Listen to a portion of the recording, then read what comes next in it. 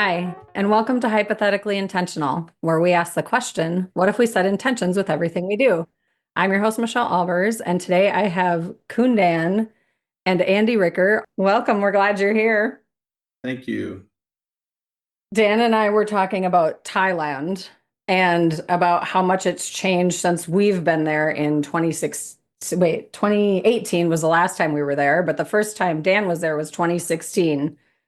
And that's been a bunch of change from then till now. I'm curious about when was the first time you were in Thailand? First time I came to Thailand was in 19, I have to go back and look at my passports, like three or four passports back, but I think it was 1988, Oh wow. 87 or 88, something like that. That's like a whole new country. Well, I mean, you keep in mind that this was kind of the dawn of like the big tourism push in Thailand. Prior to that, it had been a backpacker destination. And there was, there were people coming through on the Southeast Asia on a shoestring route. I don't know if you remember that book, Lonely Planet, written by, at the time, by uh, Joe Cummings.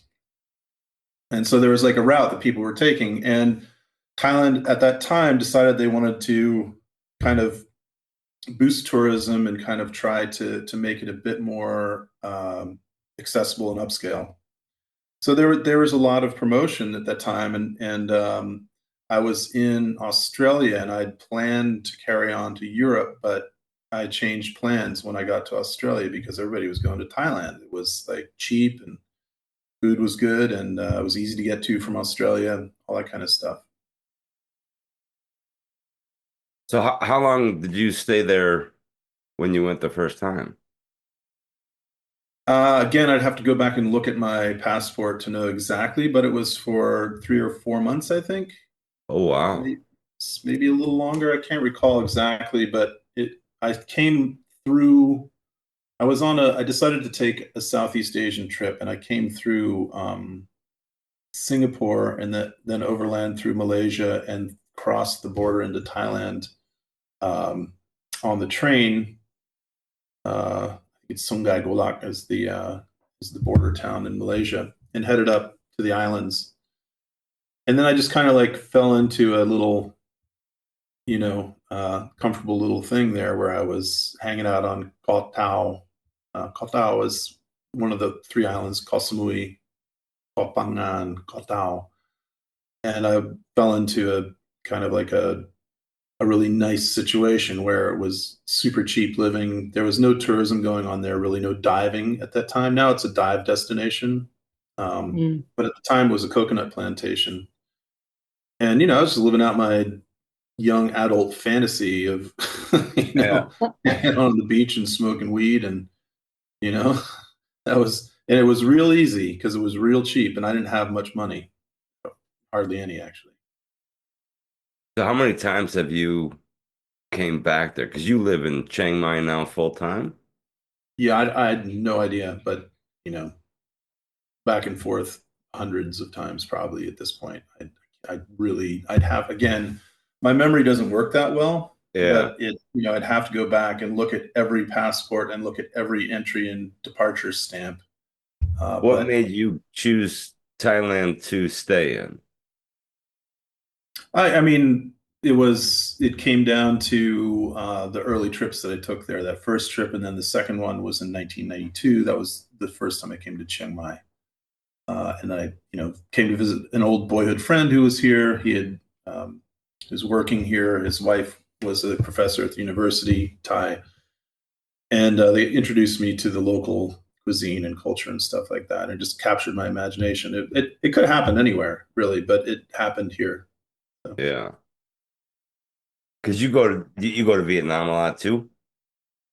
I've been to Vietnam a fair amount of times, and I like it a lot. It's maybe one of my favorite cuisines in the world, but it doesn't hold the same sort of uh, charm for me that Thailand does. Yeah. We've been to Vietnam as well. we really liked it, but it's not as easy as Thailand. We found just It's a lot everything easier now than it faster. was before. I can tell you that much. I mean, I used to. I mean, going to Vietnam has always been interesting, but I mean, it was 20 years ago or whatever. There were times when you couldnn't go, right? The government wouldn't Yeah, let people enter. yeah, And about the time you could start going, uh, you know, the sort of onslaught of tourism and the money that was coming with it was really strange for the Vietnamese people, and they were poor and needed money. And I think their economy is vastly improved, and it's not nearly as difficult these days to travel there. It was just really hard. You just felt like you were on a high pressure roller coaster ride, and everybody had their hand out in the past. And oh, even though things were really really cheap, it really felt like you were getting screwed left and right for every transaction you made. So it had this sort of uncomfortable vibe to it. Also, getting around was a lot more difficult. Like domestic flights weren't a thing, and uh, or at least they weren't affordable. And the trains are super rickety, so you were on these little vans that were or buses that were really dangerous to be in and uncomfortable. And um, but now you've got you got a Rosewood in Hanoi, and you've got Four Seasons in Saigon, and it's just it's a whole new game. Uh, yeah. It was actually where we were at. We went up to Hanoi and then Halong Bay, but well, the first stop in Hanoi was really cosmopolitan. I mean, I was in a t-shirt and like linen pants at a coffee shop, and everybody around me's in a three-piece suit. You yeah, it's kind they're of felt like a club. they're living in a very advanced society at this point. I mean, it's Yeah, still. I mean, I have friends who live there and do business there, and it's still very, very difficult under the communist regime to do business. But as far as a visitor goes, it's got all the mod cons at this point. I mean, and yeah, it just doesn't feel as intense as it used to feel. It still feels a bit crazy with the traffic and stuff like that. But yeah. That was it's a hard. different, very different. But in the past, I'd leave probably 25 years ago. I remember coming from Vietnam through Cambodia back to Thailand, and the feeling as soon as you get off the boat in Thailand is just like everything just kind of goes, Yeah, and it just decompresses. yeah, So, but things are a lot different now. It's pretty seamless at this point. yeah. We found that in Vietnam, if like anybody under like 30 could speak perfect English. And then the older they went, or kind of the street food places, you'd start to lose any comprehension of English as we were kind of Depends on going. where you are. I mean, if you're in the South, a lot of the old folks do speak English because Oh, they're see, we were American. up in the north. Yeah. Up in the North, it wasn't the same story. Yeah. There's still a lot of folks. The first time I went to Vietnam, who were speaking French. So Oh, Oh, yeah. yeah, a lot of the older folks could still speak French. But yeah, these days you go and you can speak English, and it's a lot easier getting around. So when did you move to Thailand full time? Is I that moved to recent? Thailand full time in August of 2020. Oh, right in the middle of COVID. Oh, Yeah, beginning of it then. You beginning of just, COVID. Yeah, that was it? I'm done? yeah. I closed. I sold all my leases. I closed all my restaurants. I sold all my possessions. I sold all my real estate, and I left for good. Wow, that's a big step then. I mean, I was already living most of my life here in Chiang Mai anyway. My wife was here and my house was here. It Yeah. wasn't like I left the United States and showed up here not knowing what to expect. I simply stopped going back to the United States to work. Just stayed here permanently. Yeah. that was going to be my question. Was that like a long-term goal anyway? So making that decision, because anytime you give up a business or I don't know, it's kind of like sometimes I don't know. For me, I've been in like transitions of business. It's like cutting off an arm, but then also there's a relief there. But to make the decision to actually close it is really hard. But if you were already in that mindset of that was your long-term goal, then it may have not been quite such a complicated, messy decision to That was close. the goal since before I opened the restaurant. And, Yeah. I'd been at it for 15 years. So, it wasn't, when the facts are presented to you and you have a logical mind, the Yeah. decisions are not that hard to make. And Yeah. if nothing else, I'm a logical person. And if Yeah. nothing else, I pay attention to people who know shit about stuff that I don't know about as well. Yeah. Yeah. And, I don't pay attention to the, I don't look at Facebook for my news. I Yeah. read. Yeah. Right. Yeah. So it was pretty clear to me that COVID wasn't going to pass in a few months and everything was going to go back to normal. And Yeah. it was not a difficult decision to make. Yeah. It was a pain in the ass to roll up the business, that's for sure. But it would have been, no, regardless, it would have been the effort would have been there in the long term as well. It just got concentrated into a short period of time. Yeah. Sure. Yeah.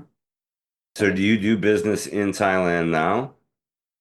Yeah, I mean, my wife and I have a company and have a work permit, and the company is registered as a few different things, but mostly culinary consulting. Oh, So I do consulting work for restaurant groups or hotel groups or travel groups, and I do pop-ups internationally. I also work for a travel company called Roads and Kingdoms. yes. Roads and Kingdoms takes me around the world, and it's a nice gig. As long as I can keep it going, I'll keep doing that. But it's the my primary source of income is the Roads and Kingdoms stuff, local travel consulting, and occasional pop-ups here in town. Yeah.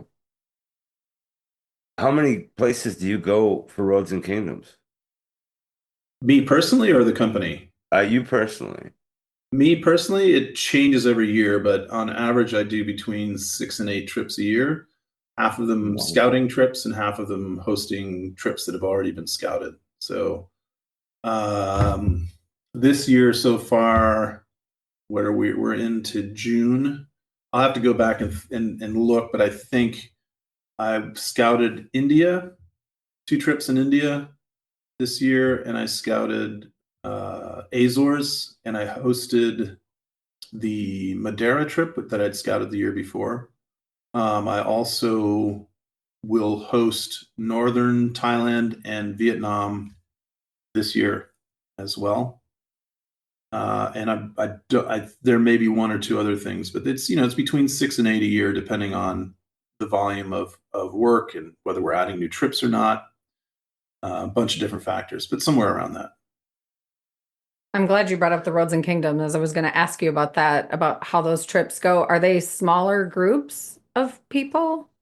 Yeah, so they're between, the max we can take are 12 people. A nice sized group is between 8 and 12. They're basically, there's a vetting process for the people who want to come on the trip. They call and talk to our main guy, Michael, who's good at kind of, telling people about the trips and finding out about them and make sure that they'll fit the chemistry of the group as best he can. It's impossible to get it Yeah. exactly right, but it's, they're pretty, um, the group of people are hopefully relatively like-minded, though we're not looking everybody to be exactly the same. Of course, that's ridiculous, but hopefully people are there for the right reasons, and then we take them on this very intensive deep dive trip. It's both cultural and scenic, and also, but basically kind of like living journalism. We're trying to get them to witness old stuff that may be disappearing, new stuff that may be emerging, that kind of Yeah. thing. Yeah. I've been intrigued by it since it first came up. I think, well, you posted something and I was like, ooh, this is interesting. And Yeah, it just seems like it's the kind of travel that we like to do, immersive and like yeah, the it's journalists really. I love that. I mean, I was approached by other travel groups a while back. There's one in particular, I won't name names, but they're probably our number one competition, and they say they're doing the same thing we're doing, but they're not. Mm. Okay, they're Yeah. they're they're skimming the surface a little bit more, and we're really digging deep, and it's based on relationships that the people that we work with have with the people that we go to see. It's not just a purely transactional thing. A lot of times we're in places where the people that we go to visit will not want to charge us to go. And we're just like, no, no, we've got to you. We're going to Yeah. pay you. We're going to pay you well because what you're doing is important. Um, and also, we want to maintain those relationships. So that's another reason why it's really important that the people that come along are the right type of people. And it'd be Oh, terrible to yeah. show up somewhere people who you've got a long-term relationship with, who you care a Yeah. lot about, for some person to show up and be a fucking asshole, Yeah. so, 100%. which has happened for sure, and it's really embarrassing. So Yeah, anyway, it's a crapshoot when you're traveling with people because sometimes people you've known for a really long time even show different sides when they're in really uncomfortable new situations. So I yeah, imagine that vetting process is a little bit challenging, but I think it's a beautiful thing that you maintain the integrity of the intention of everything that it represents and what it's about. we try, and look, that's when you get a group of people, it may be that you know if everybody clicks, then a lot of those problems don't exist. But if it's not a group that clicks, you start getting people who are individually dissatisfied with some aspect of the trip and start acting up. And it's human nature. You can't be, expecting everything to go perfectly. And I don't. And sometimes it doesn't. But for the most part, we've got really great clients who are really want to be there and be present and want to learn, and are soaking it in. And that, to me, that's if you're upset about the size of your bed, fine, we can fix that. But if you don't like talking to a fisherman about the changing climate and what he catches as opposed to what he used to catch, then you don't belong on the trip. Right. So. What is your favorite location for that? Oh, it changes, depends. I mean, I think that I don't think that we have any trips that are where you go, it's okay. I think they're all fabulous, and Yeah. for different reasons. And like we're not, nothing is like a second choice for us. Every trip we do is because we think it's a remarkable place and there's remarkable people. Yeah. I love the whole picture of that. I guess I just assumed, maybe this is a terrible thing to say out loud on a podcast. I assumed it was mostly about food and connecting with the local uh people. I suppose that's kind of what you said, but I feel like it's even more deeply layered than those two things. Yeah, I mean, look, Roads and Kingdoms is a media company, and the raison d'etre for Roads and Kingdoms has always been storytelling. Mm. And the stories that they tell are where food, culture, and politics meet. And it's that's just the nature of it. Nathan, one of our founders, was a foreign correspondent for Time magazine. Then he became an editor there. And our other founder, Matt, is a writer and cookbook author and writes for television. He wrote that whole series Omnivore for Apple TV. Also directed it, produced, and stuff. And so the storytelling is integral to everything that Roads and Kingdoms does. So that's just it's not just a show, and it's not just show up at a place and say, hey, look at this. There's a Yeah. story to tell where we're not going. That's amazing. Yeah. It just brings it to such a different place. No, I get the emails, go through them, and I haven't pulled the plug on one yet, but that is definitely something I've been looking at.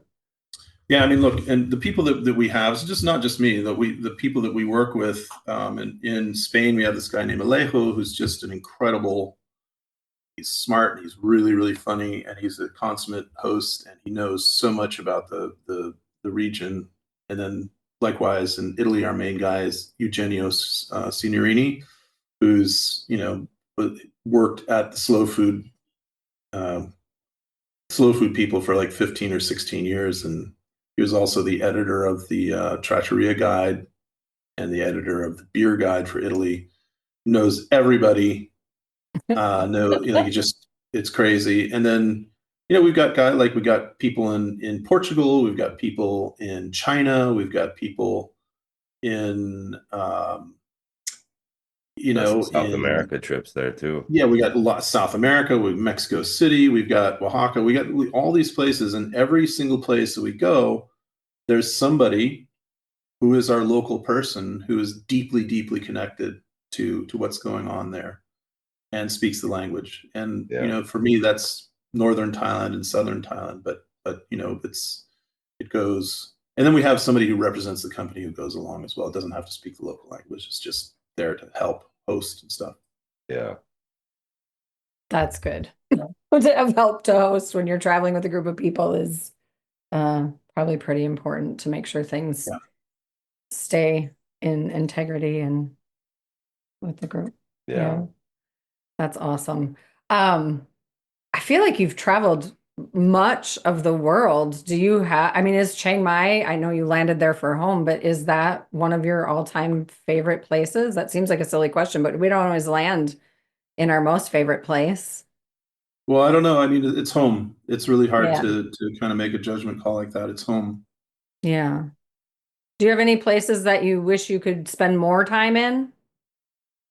There's places that I want to go back to, and there's places that I haven't been. I would like to go back to Greece eventually. I would like to go back to Mexico City sometime. Incredible place. Uh, I want to visit Taiwan again before 2028 when the shit hits the fan, supposedly. Right. um, uh, you know, uh, I would love to go back to Tasmania. I think it's an incredibly special place. Um, yeah, there's any number. There's places that I haven't been, like Cyprus. I've never been to Cyprus. I'd love to go to Cyprus. I've never been to, honestly, I've never been to South America or Central America. I'd love to go to Peru. Hmm. Um, I've never been to Africa. I'd like to go to Africa at some point. But there's uh, there's time limits and money limits Yes. and Yeah. all Yeah. that kind of stuff. But when we travel, we like to stay, a lot of people will just jump, a day or two in each city, and we tend to like to sit there for a while, 2, 3 weeks at a minimum. But we found Chiang Mai, well, Thailand as a whole, but Chiang Mai in general, will go almost every 2 years, where we tried. COVID kind of ruined that for a little bit, but Mm, kind of now that COVID's done, now we're going 2 years in a row. But Oh, my dream is every year. yeah, It's my reset. It has my heart. I get homesick for the place. I just, hmm there's hmm something about it. It's like you said when you get on, when you arrive, like my shoulders drop, I take an exhale and I just feel way more calm. hmm And I Well, can't I think, explain why. not to be too much of a spoiler, but I think to a certain extent, Chiang Mai has its charms, and but also there's this sort of like the fact is that as Westerners, we don't actually know what's going on here, right? no, Sure, that's not at Behind the fair. all. scenes, and 100% that's part fair. of it. It's like this sort of plausible deniability, Yeah, and the more you know about it, the less relaxing it is. I Fair. can put That's it that way. fair. So try not to learn too much about the place. Yeah. it's hard though, because Yeah. I do like to dig in, and we've, me and A talk a lot, and yeah, there's a lot where you go, it's a lot like everywhere else, Yep. that just, Same Yeah. problems. yeah, We got a screwed up political system. We yeah, got a problem with policing. We got a problem with infrastructure. We got a problem with economy. We got problems with corruption. yeah, Problems with inequality. We got problems with all this stuff, just like anywhere else. yeah, But if you're a foreigner and you only come here for a couple months or a couple weeks or whatever, there's no point in getting too engaged in all that because you can't do anything about it. Your opinion yeah. is not welcome, right? Well, and Fair. Yeah. even if you're It's laying there, even if you're living there, you uh, you really can't do a lot yeah, about it. But they don't give a shit what you think. yeah, Yeah. And basically, as long as you show up, be respectful, spend some money, you'll have a great time. You don't have to yeah, worry about any of that stuff. And I think that's one of the great things, especially in Thailand, that is very good at that kind of like giving you the illusion that everything's wonderful, land of smiles, all so that kind of stuff. is it easier for locals to start businesses there? Easier than what? Well, say take the United States. So because a lot of times you'll see these small little coffee shops or the small little, even the food stalls where Vietnam, I thought that too, because it's almost like they buy a garage, they open the door and they put their stuff there.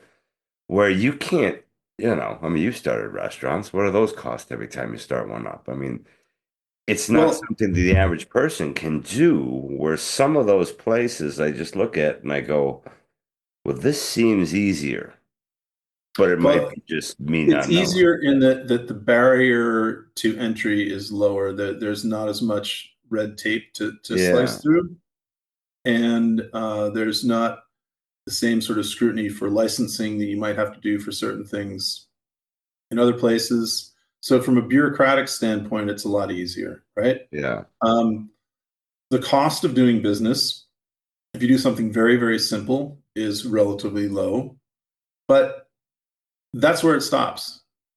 Everything else is just as difficult. Trying to find employees, yeah, dealing with the cost of labor, dealing with the cost of food, dealing with the cost of this, all this, all the same shit is here, and it's all relative, right?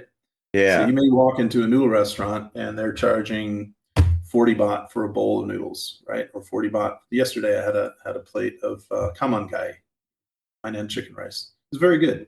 Excellent. Maybe the best in Chiang Mai. 40 baht, I right? know. That's a dollar 35 or dollar 40 or something ridiculous. Yeah, And I know for a fact, I mean, I know what wholesale costs are in this country. And I know for a fact the dude's making like 10 baht oh, so the in the bowl. margins are His just that his thin. his profit margin has got to be in line with what it is in America, 5 to 7%. Yeah, And so it's all relative, right? And they can't charge more because then the locals won't go. yeah, So that look, I don't want to start diving too deeply into this because it gets really depressing really fast. Yeah. yeah, So, yeah. can you open a business easily? Yes. Are you guaranteed success? No. Well, I Uh, don't mean for me, but I do no, look no, at no. I that. mean, I'm the universal you, Yeah, right? Yeah, yeah, yeah, But yeah. here's the thing: you don't have to have a degree.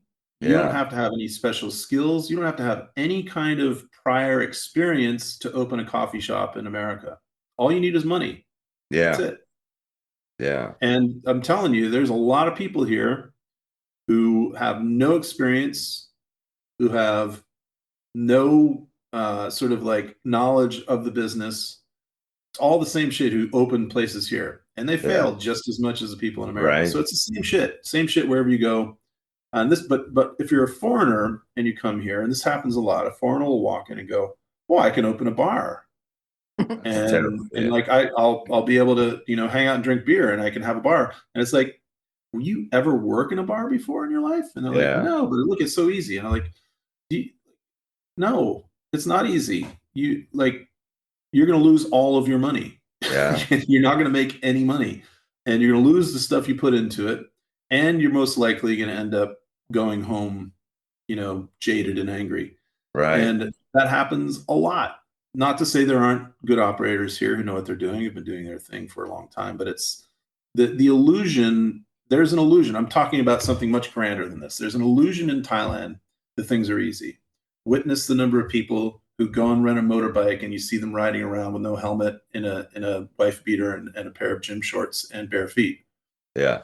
Now go post up at any hospital in the town in the city Watch and all the see the action. number of white people same dressed the same, covered with bandages from head to foot, because Yeah. they thought that they could ride a motorbike because everybody else is riding a motorbike and they've never ridden a motorbike in their life. They have no idea about the rules of the road here, but Yeah. because there's nothing stopping them from doing it, they Yeah. do it, right? Because they think somehow that it's easier here, that the pavement is softer, that Right. I don't know what the fuck they're thinking. Yeah. Yeah. They're getting pulled over by police and asked for their license, and they're just like, they don't have a motorcycle license. You gotta have a motorcycle license here. Yeah. It's just there's something about Thailand, and this goes back to where we started this conversation. There's something about Thailand where you show up where it just feels like everything's easy, and it feels like there's everybody's seems to be relatively happy and like anything goes and anything is possible. Um, and anything is possible, but you it's not it's not what it appears to be, is what I'm Yeah. saying. Right? It's No, much more man. complicated, it's much more deep, and it's much more interesting than it appears on the Yeah. surface. No, for sure. I mean, business is business. My hope was we both own businesses, and I mean, my first business cost $150,000 to start. Where I look there and I go, boy, a guy could just, try it for a little cheaper. But it's still the same, nothing's different there then.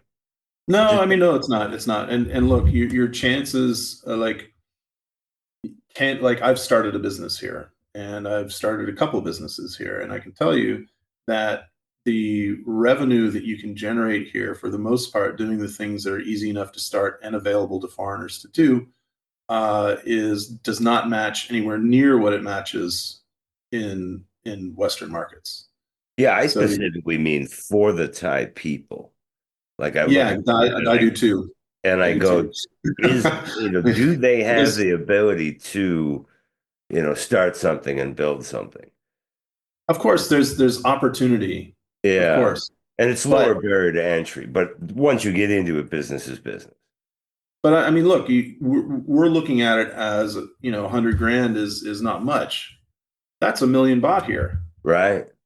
A million baht is a huge amount of money for your But average Thai person. but Massive amount. do they need that to start a business? Well, it depends on what kind of business you're talking about. If you want to start a noodle shop on the side of the road, you probably need like 30 grand. You need like 1,000 or 1,500 bucks, something, just to do something very, very basic. But Like even a that's tough for them, I suppose.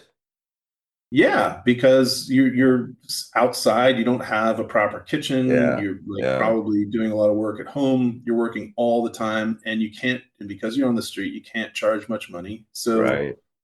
say you wanted to do a chicken noodle shop, like, you know, just something very, very basic where you're making chicken noodles on the street and you become very popular. You're charging 35 to 40 baht a bowl, and you do, say, maybe like 80 people, it's 3,200. That's like $100 in a day. But you worked 16 hours All right. Yeah. and, you got to do it all over again tomorrow, Every day. every day. And if you take a day off, you lose that 3,000 baht. Now, your cost for doing that, you're going to be paying rent of some sort, always, somewhere. You're Yeah. going to be paying for fuel, always. You're going to be paying for water, always. You're going to be paying for the food ingredients, always. You're going to be paying for some kind of licensing fee, always.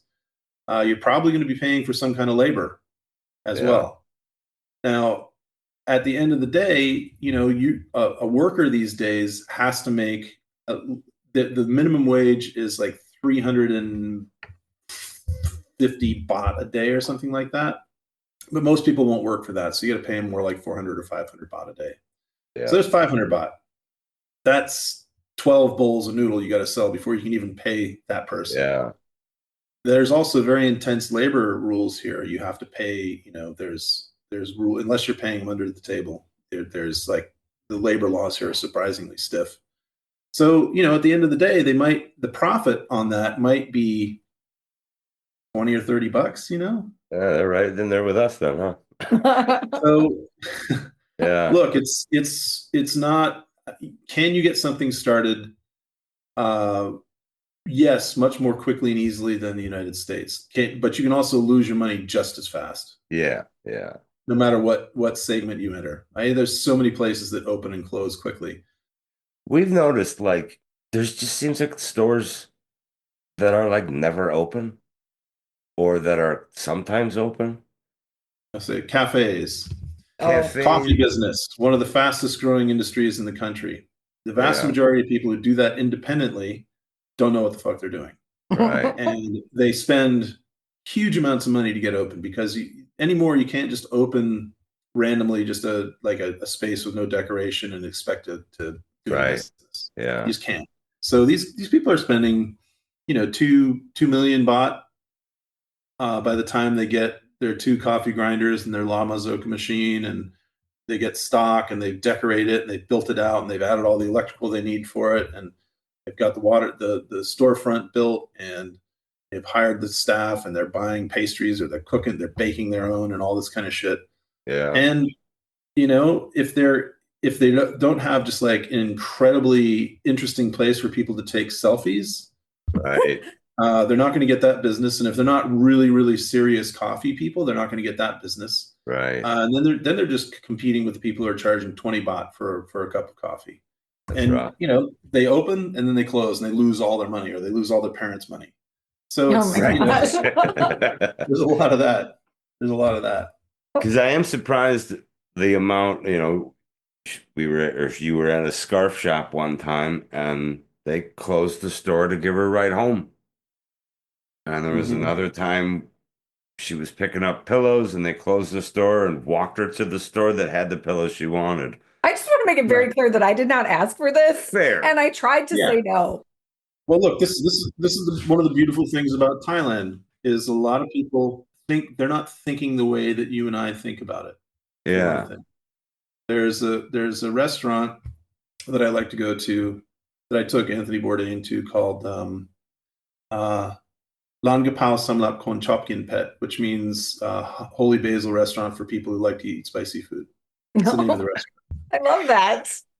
And they, for years, didn't raise their prices. They were charging, for a very meaty cuisine, they were charging like 30, 35 baht plate. And, at some point during COVID, especially, I was just like, why are you? I was doing research for a book proposal, and I was like, why are you doing this? It's crazy. You can't be making any money. And they said, well, look, we've done well in the past, and we're not in danger of going out of business. We own this building. We make enough money to feed ourselves, and we have other businesses, but this is our way of making merit. Hmm. We sell this because we want to be able to, and there's a lot of lip service given to this in America about feeding people, Yeah. But here it's based on a deep-seated traditional and religious thing, which is that to tambun, to make merit, you help people that are less fortunate than you. And that's just the way it is. And it's not lip service, it's real. And so these folks are like, look, we, instead of going to the temple and bringing, a pig head that nobody gets to eat, and throwing a bunch of shit on the altar, and giving money to the monks, we tambun every day by keeping our prices low so that the people who work in the factory next door can come and eat. And I was like, it's beautiful. And she said, I think it's beautiful. I was like, yeah, that's right. So there's that aspect to Thai culture that is relatively unique to the country. And, not everybody thinks that way. Yeah. Obviously, there's a lot of people who are just out to make as much money as they possibly can in whatever way they possibly can. But there's also people who genuinely are care about people and want to do something good for them and for themselves. Yeah. So that's most likely why those people helped you, is because they're the kind of people who are like, this will come back to us in some other way, somewhere. Yeah. Yeah, the Thailand, I've found that more times than anywhere else. I think that's one of the reasons I love it so much, is They like really those kind are. hearts. When you meet those people with those kind hearts who are really intentional and sincere in how they're showing up. I don't know. I crave that here. It's not that it doesn't exist and I can't find it. I do have It good doesn't people in my life. I have good friends who have good hearts, but it's not like it is there. No Well, one here would close their shop to go give somebody a ride. No, but here's the other thing. Thailand is a place where there's almost no starvation going on. There's very few people in this country who are hungry because they literally can't afford to eat or they can't find food. Very, very few people. Is there poverty? Absolutely. Yeah. Is there, inequality? 100%. Are there people being exploited? Yes, for sure. Are things hard? Yes. Yeah. But nobody's starving to death because there's just not enough food. Now, if you are somebody who can own a pillow shop on Taipei Road or, something like that, then you're already advantaged. You're already in a place where you're driving a car, you're living in a Right. house, and your kids in med school, you're not one of the poor people, Yeah. right? So, Yeah. so first of all, they can afford it. Second of all, they can afford the time to be mindful, right? Would somebody who is building a brick wall stop what they're doing to carry you home? Not unless you were injured, Yeah. right? Yeah, that makes sense. We're Yeah. back to it's And all probably relative. they call somebody, Yeah. right?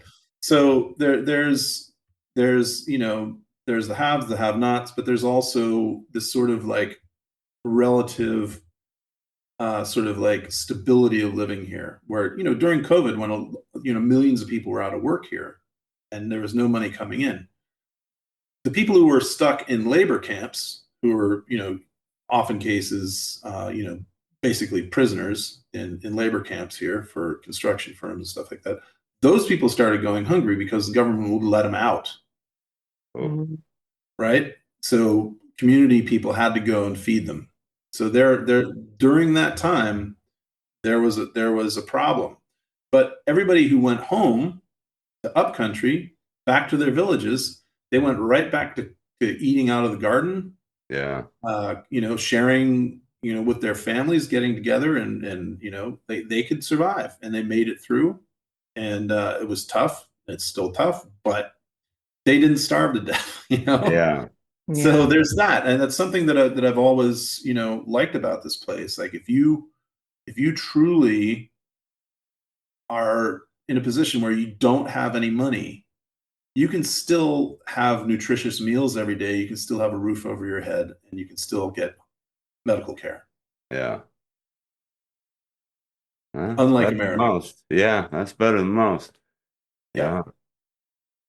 Yeah, very. And it just seems like the community, and to be fair, I'm seeing this on social media, but I also do have friends there and I talk to them. And it just seems like when shit hits the fan, whatever kind of shit it is, doesn't matter if it's flooding or hunger or whatever, community comes together and they take care of each other. They step Because up. they know the government is not going to help them. Right. Okay. That's a huge factor. I don't know if your Yeah. friends Yeah. told you that or not, but Oh, when the flooding hit, yeah.